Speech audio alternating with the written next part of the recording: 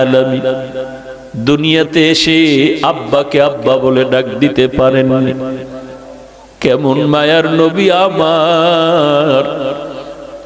আমার মায়ার নবী একদিন বিকাল বেলা মাঠের পার্শ্বে বসে বাচ্চারা খেলাধুলা করে, নবীও শিশু বয়সে দেখে বাচ্চাদের খেলা।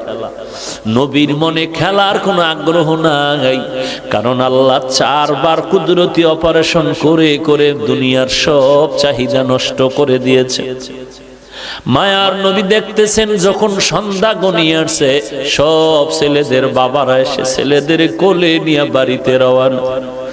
আমার মায়ার নবী ডানে তাকায় আর বামে তাকায়, খুঁজে আমার বাবাই কই, আমার বাবাই কই। আমার নবী চোখের পানি ছেড়ে কান্না করেন, এই ছেলেদের বাবা আছে, আমার বাবাই কই। আম্মা জান আমেনা ঘর থেকে সন্ধ্যা হয়ে গেল, কই আবার সন্তান। ঘরের দরজা খুলে বের হইয়া লোকদের দেখে বলে, দেখো বাবা, আমার সন্তান মুহাম্মদের তোমরা দেখছো নাকি? বলে, মুহাম্মদকে ভালো করে চিনি না, তবে একটা ছোট্ট বাচ্চা দেখছি রাস্তার কিনারায় আব্বা আব্বা বলে কান্না করতেছে। মা আমেনা দৌড়াইয়া চলে গেলে মায়ার নবীর এক শিশু নবীর কোলের মধ্যে জড়ায় নিলে। মায়ার নবী মায়ের কোলে জড়ায় বলে, আম্মু বলো আমার বাবাই কই। আমি সব ছেলেদের দেখলাম বাবায় কোলে নিয়ে আদর করে, বলো আমার বাবারে তো আমি দেখতে পারলাম না। আমেনা চোখের পানি ছেড়ে কয়, রে সন্তান, তুমি দুনিয়াতে আসার আগে তোমার বাবা ব্যবসা করতে গিয়া আর বাড়িতে ফেরত আসতে পারে নাই। মায়ার নবী বলেন, আম্মা আমার বাবার কবরটাকে একটু দেখাইবা, আমি বাবার কবরের কাছে একটু সালাম দিতে চাই। মা আমেনা দৌড়ায় চলে গেলেন দাদার কাছে। আপনার নাতি তার বাবার কবর দেখতে চায়। দাদায় অনুমতি দিয়া বলে, দাসী উম্মে আয়মান আর আমেনা সহ রওনা হয়ে যাও, দেখাইয়া নিয়ে আসো। ঘোড়ার পিঠে বা উটের পিঠে 3 জন লোক রওনা হয়ে গেল, নবী বাবার কবর দেখবেন। যাইতে যাইতে বাবার কবরের কিনারায় গিয়া মা আমেনা ডাক দিয়া কয়, সন্তান, ওই গাছের নিচে তোর বাবার কবর। মায়ার নবী একটু লাফ দিয়া পড়িয়া বাবার কবরের কিনারায় চোখের পানি ছেড়ে কান্না শুরু করলেন। আল্লাহ পাক ফিরিস্তা পাঠায় কয়, তাড়াতাড়ি আমার বন্ধুরে সরায় দেও, কারণ আমার বন্ধুর কান্না আসমানও সহ্য করতে পারে না, জমিনও সহ্য করতে পারে না, আমি আল্লাহও বরদাস্ত করতে পারি না, ফিরায় দাও। মায়ার নবী কান্না করে বিদায় বেলা যখন রওনা হয়, কিছু দূর যাওয়ার পরে মা আমেনা বলে, এই উম্মে আয়মান দাসী, বাহনটাকে থামাও, আমার পেটে ব্যথা শুরু হয়ে গেছে। মা আমেনা মাটিতে পড়ে গেলেন, ছটফট করে আর চোখের পানি ছেড়ে কান্না করে শেষ বিদায়ের বেদনা শুরু হয়ে গেছে। ডাক দিয়া কয়, দাসী উম্মে আয়মান, আমার কলিজার টুকরা সন্তানটারে একটু আমার বুকের উপরে উঠায় দাও। মায়ার নবীর জড়ায় বলে, বাবা চির বিদায়ের সালাম, আর বুঝি দেখা হবে না রে সন্তান। বাবার কবর দেখতে গিয়া আজ মাকেও তুমি হারিয়ে এতিমের মতো বাড়িতে যাইবা। মায়ার নবী কান্না করেন, ও মা, আমি কার কাছে গিয়ে একটু মায়ের আশ্রয় নিব, আদর নিব?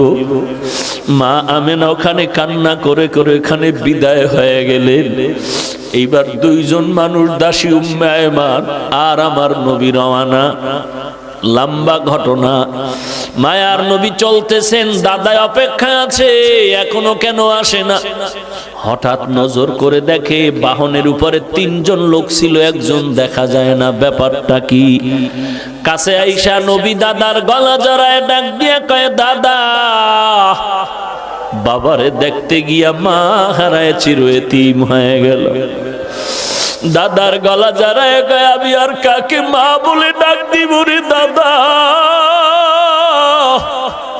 এরে যুবক ওই এতিম নবীর উম্মত, এই জায়গায় কত এতিম ছেলে আছো, মা নাই বাবাও নাই, ওই মায়ের চেহারাটাও কি মনে পড়ে না রে সন্তান? ওই মাকে কত কষ্ট দিয়া চোখের পানি ফালাইছো, ওই মায়ের কলিজায় যারা আঘাত করেছো চোখের পানি ছাড়ি আমার মাওলার কাছে তওবা কর। আমার মাওলা যদি ক্ষমা না করে তোর উপায় নাই। আল্লাহর নবী এতিমদের জন্য কত দয়ার নবী, আমার মায়ার নবী ঘর থেকে বের হয়ে গেলেন। হঠাৎ রাস্তার কিনারায় দেখে বাচ্চারা খেলাধুলা করে। নবী দেখার পরে সামনে আগায় গেলেন। একটু দূরে গিয়ে দেখে একটা বাচ্চা রাস্তার কিনারায়, কোনো কাপড় নাই, ছোট বাচ্চা উলঙ্গ বসে আছে। নবী বললেন, বাবা তোমার বাড়ি কই? বলে আমার বাড়ি নাই। ঘর কই? বলে ঘর নাই। আব্বা আম্মা কই? বলে আব্বা নাই, আমি এতিম। মায়ার নবী তার হাতটা ধরে কয় চল। নবী বাচ্চাটার হাত ধরিয়া সোজা ঘরের মধ্যে চলে গেলেন। আম্মা জান আয়েশা রাদিয়াল্লাহু আনহাকে বলেন, আয়েশা এই বাচ্চাটা আমাদের সন্তান মনে করে এরে সুন্দর করে গোসল করায়া দাও। আম্মা জান আয়েশা বাচ্চাটারে গোসল করায় দিলেন। মায়ার নবী একটা বড় চাদর নিয়ে দুইটা টুকরা করে বাচ্চাটারে সুন্দর করে পড়ায় দিলেন। এইবার নবী বলে, চলো বাবা নামাজ আদায় করতে চলো মসজিদে নববী। বাচ্চা যখন সামনে হাঁটতেছে, নবীজি ঘর থেকে বের হয়ে কয়, দাঁড়াও, তুমি হাঁটবা না, দাঁড়াও। বাচ্চা দাঁড়ায় গেল। মায়ার নবী বসে গেলেন আর বলেন, বাবা আমিও মা হারা বাবা হারা এতিম, তুমিও চূড়ান্ত মা বাবা হারা এতিম। আমি আজকে তোমার একটু খেদমত করতে চাই। তোমার কদমটা মাটিতে দিও না, তুমি আমার কাঁধের উপর উঠে বসো। আমি তোমারে কাঁধে করে আজ মসজিদে নিয়ে যাই, আর কিয়ামত পর্যন্ত দুনিয়ার মানুষের এই বয়ান দিতে থাকবো যে মায়ার নবী এতিমের কত দরদি হয়েছিলেন। বাচ্চা বলে, না আমি কাঁধের মধ্যে উঠবো না। নবী বলেন, উঠো। শেষ পর্যন্ত বাচ্চাটারে কাঁধের মধ্যে নিয়া মায়ার নবী এবার মসজিদের দিকে রওয়ানা।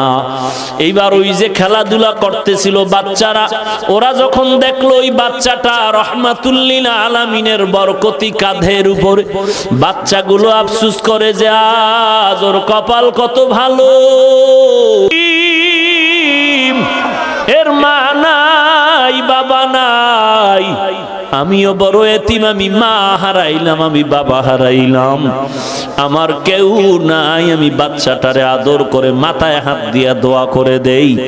উম্মতের জানায় দিয়েন আপনারা, একটা এতিম বাচ্চা যদি হাতে পায় আর এর মাথায় হাত বুলায় যদি কেউ দেয়, মোহাব্বতের নজরে ওই সমপরিমাণ হাতের নিচে চুল বরাবর নেক আল্লাহ তার আমল নামায় দান করবেন। এরে নবীর উম্মতের দল, ওই মায়ের অবদান ভুলার মতো না। জানা অজানা ভাবেও যদি কোনো ভুল করে থাকো, ওই মা বাবার থেকে দোয়া নাও, তাড়াতাড়ি ক্ষমা চেয়ে নাও, আল্লাহর কাছেও ক্ষমা চাও রে ভাই। আমার মায়ের অবদান বাবার অবদান ভুলতে পারবো না রে বাবা। মাঝে মাঝে মায়ের সন্তানের মারে শাসন করার জন্য, কিন্তু দেখছো মাঝে মাঝে সন্তানের মায়ে মারার পরেও কিন্তু মা ঘুমাইতে পারে না। মা কিন্তু সন্তানের ধমক দিয়াও কিন্তু পাগলের মতো থাকে। সন্তানের ধমক দিছে এমন জোরে, সন্তান অভিমান করে ঘরে যায় না, ভাত খায় না, মা কয়া ডাকে না। আব্বা জান একদিন তাকায় দেখতেছে বালিশে মাথা লাগায় তার স্ত্রী গুনগুন করে কান্না করে রাতের বেলা। আব্বা জান বলে, বিবি কেন কাঁদো? বলে, আমার অন্তরে বড় ব্যথা। বলে, কি ব্যথা? বলে, একটা সপ্তাহ হয়ে গেছে সন্তান আমাকে মা বলিয়া ডাক দেয় না। বলে কেন? বলে আমি একটু শাসন করতে গিয়ে ধমক দিয়েছিলাম, এই কারণে রাগ করেছে, অভিমান করে আর ডাকে না। আব্বাজান বলে বিবি তুমি আরামে খাও, ঘুমাও, কোনো চিন্তা করা লাগবে না। সন্তান একদিন আগে পিছনে তোমার কাছে সেই ক্ষমা চাবে। আমার মা কান্না করে বলেন, ও স্বামী আমার, যতই আমি খানার প্লেট নিয়ে বসি খানা মুখে যায় না, যতই আমি ঘুমানোর চেষ্টা করি আমার চোখে ঘুম আসে না। কারণ আমি খানার থেকে, ঘুমের থেকে সন্তানের মা ডাকে যেই মজা পাই, ওই মজা আমি খানায় পাই না, ঘুমের মধ্যে পাই না। এরে নবীর উম্মতের দল, সন্তান মায়ের কাছে টেলিফোন করে, মা আমি 3 দিনের জন্য ঢাকা থেকে 1.5-2 মাস হয়ে গেল, এখন বাড়ি আসতেছি, ছুটি হয়ে গেল। আম্মা জান তোমার জন্য কি নিয়ে আসবো? বলে আমার জন্য কিছু লাগবে না, তোর বাবার জন্য যদি কিছু পারো তুই নিয়ে আসবি। এরে নবীর উম্মতের দল, সন্তান মার্কেটে গিয়া শপিং করে, মাকে বলে মা বলো কি আনবো? মা বলে কিছু আনা লাগবে না। বলে মা তুমি এমন কেন করো? বলে বাবা তুই আমারে কি দিয়ে খুশি করবি? তুই যদি স্বর্ণের কিছু দাও তারপর আমি খুশি হতে পারি না। তুই তাড়াতাড়ি আয়, তোর চেহারাটা দেখলে যেই খুশি হব, ওই খুশি আমারে তুই কাপড় দিয়েও করতে পারবি না। তুই আমারে মা বলিয়া ডাক দিলে আমি বাসেই খুশি হব। এই খুশি তুই আমাকে কিছু দিয়ে করতে পারবি না। সন্তান সন্ধ্যা পেরিয়ে যাওয়ার পরে গাড়ির মধ্যে উঠিয়া মাকে মোবাইল করছে, আমি 12টার মধ্যে বাসায় চলে আসতেছি, মা তুমি দোয়া করো। প্রতিদিন মা ঘুমাইয়া যায়, আজকে মা ঘুমায় না, খানাও খায় না। সন্তান আসবে, একত্রে সন্তানের নিয়ে মা খানা খাবে। ঘড়ির কাঁটার দিয়ে তাকায় আর দেখে কখন 12টা বাজবে, সন্তান আইসা মা বলে ডাক দিবে। মা ঘড়ির দিকে বারবার তাকায়, এরকম দেখতে দেখতে 12টার কাঁটা ঘুরিয়া সামনে আগায় গেল। মা বলে কি ব্যাপার, কোনো যানজটে পড়লো নাকি? এইবার চিন্তা গভীর হচ্ছে, গভীর হচ্ছে, বাবায় ঘুমায়। এবার মা ডাক দিয়ে কয়, আমার আব্বাজানকে ধাক্কা দিয়ে কয়, ছেলে এখনো কেন আসে না? 12টা বেজে 1টা বেজে গেল, এত দেরি কেন? একটু টেলিফোন করো। বাবারে উঠায় দিল। আব্বাজান টেলিফোন করে সন্তানের মোবাইলে, রিং হচ্ছে, কোনো রিসিভ হয় না, কেটে যায়, বারবার কেটে যায়, বারবার কেটে যায়। মায়ের অন্তরের মধ্যে কেমন যেন একটু সন্দেহ সন্দেহ ভাব, নাকি আমার সন্তান কোনো বিপদের মধ্যে পড়ে গেল। এইভাবে কল দেয়, কেটে যায়, কল দেয়, কেটে যায়। বাবা মোবাইল রেখে আবার শুয়ে পড়ল। মা অস্থির হয়ে গেল, বাবাকেও বুঝাইতে পারে না মনের ব্যথাটা। শেষ পর্যন্ত আবার ধাক্কা দিয়ে কয়, ও স্বামী আমার সন্তান তো এত দেরি করতে পারে না, আমি অপেক্ষায় আছি, আমার সন্তান আসবে, আমি সন্তানের নিয়ে একত্রে খানা খাবো, আজকে মন ভরে খানা খাবো। কত অনুষ্ঠান গেল, আমি এক টুকরা গোশত খাই নাই আমার সন্তানের মায়ার কারণে। তুমি আবার একটু মোবাইল করো। বাবায় ঘুম থেকে উঠিয়া আবার মোবাইল করে, রিং হয়, রিসিভ হয় না, রিং বাজতেছে, রিসিভ হয় না। এইভাবে দীর্ঘক্ষণ যখন ট্রাই করা শুরু করলো, এক পর্যায়ে হঠাৎ করে দেখে মোবাইলটা রিসিভ হয়ে গেল। ডাক দিয়ে কয়, বাবা তুই কই? হঠাৎ বাবার কানে দেখে সন্তানের কণ্ঠের আওয়াজ নাই, অন্য লোকের আওয়াজ। ডাক দিয়া বলে, কে আপনি? বলে মোবাইলওয়ালার বাবা। বলে তাড়াতাড়ি অ্যাম্বুলেন্স নিয়ে আসো, তোমার সন্তান এখন পরকালের লাশ হইয়া মাটিতে পড়ে আছে। গাড়িতে উঠছে, গাড়ি অ্যাক্সিডেন্ট হয়ে রাস্তার পাশে গাছের সাথে বেজে আছে, মানুষ রক্তাক্ত হয়ে গেছে। বাবায় মোবাইলটা ফালায় বেউসায় বিছানায় পড়ে গেল। মা বলে কি খবর আমার সন্তানের? বলে তোমার সন্তানের অবস্থা খারাপ। মা এমন একটা চিৎকার দিয়া রাস্তায় বের হইয়া ঘরের দরজা দিয়ে চিল্লায় বলে, তোরা কে কোথায় আছো? আমার সন্তানের একটু আগায় আনতে আমি যাই। বাবা আমার মাকে সান্ত্বনা দিয়া ঘরে আটকাইয়া অনেক মহিলাকে বসায়া বলে এখানে ধরে রাখো। বাবায় তাড়াতাড়ি টেলিফোন করে অ্যাম্বুলেন্স নিয়ে লাশ নিয়ে যখন রওনা, বাড়ির দরওয়াজা দিয়া যখন ওই বাঁশি বাজাইয়া ঢুকে, মা পাগলনির মতো দৌড়ায় আর বলে তাড়াতাড়ি ডালা খুলে দাও, আমার সন্তান কেমন আছে একটু দেখতে চাই। মা এবার সন্তানের চুমু খায় বলে মা বাবা তুই এই বাজার নিয়ে আমার কাছে আসার কি সংবাদ দিয়েছিলি? আমি তো আর খানা খাইতে পারলাম না রে বাবা, তোর জন্য খানা খাই নাই। আজ আমার কলিজায় তুই এমন আঘাত দিয়ে গেলি রে সন্তান। ওই মা ওই যে সন্তান করে করে করে করে কান্না করে করে এমন পাগল হয়ে গেল, দুনিয়ার কোন ডাক্তার আজও পর্যন্ত ওই মাকে ভালো করতে পারলো না। এরে পয়গম্বরের উম্মতের দল, ও পর্দার আড়ালের মা বোনেরা, তুমিও সন্তানের মা, একটু চিন্তা করো তোমার মাও তো একদিন এই রকমই মা ছিল। আজকে তুমি নতুন স্বামীর ঘরে আসছো, কত আরাম, কত আনন্দের শাড়ি পরিয়া, কত আনন্দের খানা।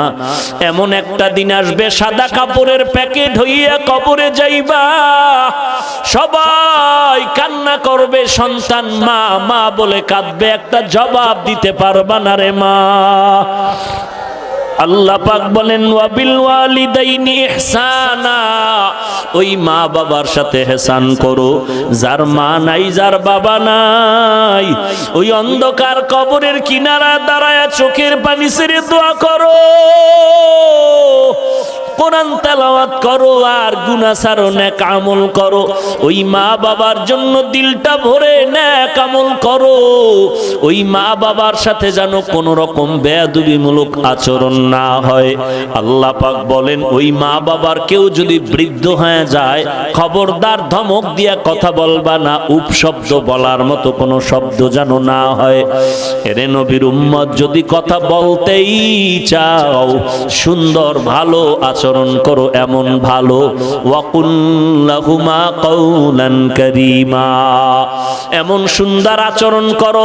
সুন্দর ভালো ব্যবহারের মানে হলো মা যেই ভাষাটা সহজে বুঝে ওই ভাষায় তুমি কথা বলো নরম ভাবে, এটাই হলো কাওলান কারীমা, আয় লাইয়িনান সাহলা, নরম নরম ভাষায় কথা বলো। ওয়াকফিজ লাহুমা জানাহাজ যুল্লি মিনার রাহমা, তোমার বিনয়ের ডানা মা বাবার জন্য বিছায়া দাও অনুগ্রহের সাথে। অর্থাৎ ডানা মানে মানুষের তো কোনো ডানা নাই, পাখির ডানা হয়। আল্লাহ কেন বললেন সন্তান তুমি বিনয়ের ডানা বিছায়া দাও? তার মানে পাখির ডানার মধ্যে সব শক্তি, ডানাটা যখন ধরে ফেলে পাখিটা দুর্বল। তোমার ডানা মা বাবার জন্য বিছায়া দাও মানে জীবনের সব কিছু মায়ের জন্য বাবার জন্য বিলীন করে দাও। তাও আবার মিনার রহমা, মানুষের চাপে না, সমাজের চাপে না, মিনার রহমা অনুগ্রহের সাথে। মনের মধ্যে কষ্ট নিয়ে মানুষকে দেখানোর জন্য করবা না, যা করবা দিলের মোহাব্বত নিয়ে করবা।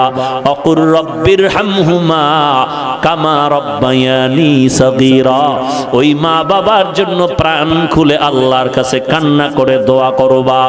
ওই মা বাবার জন্য রব্বির হামহুমা, আল্লাহর কাছে সব সময় দোয়া করবা, আল্লাহ আমার মা বাবাকে তুমি রহম করো, মাফ করো, দয়া করো, যেমনি ভাবে তারা আমাদের উপরে দয়া মায়া করেছিলেন।